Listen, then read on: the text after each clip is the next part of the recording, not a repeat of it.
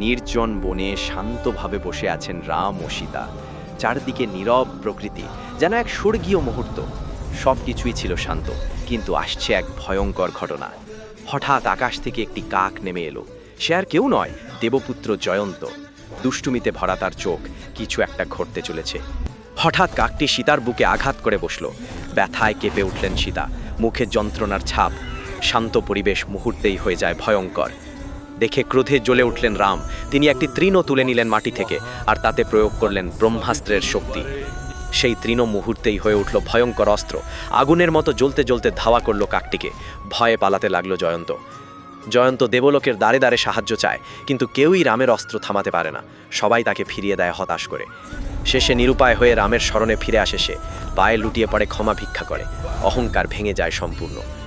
দয়ালু রাম তাকে ক্ষমা করেন, কিন্তু শাস্তি হিসাবে একটি চোখ নষ্ট করে দেন, আর থেমে যায় সেই ভয়ঙ্কর অস্ত্র। সেই থেকে কাকের চোখে রয়েছে সেই চিহ্ন।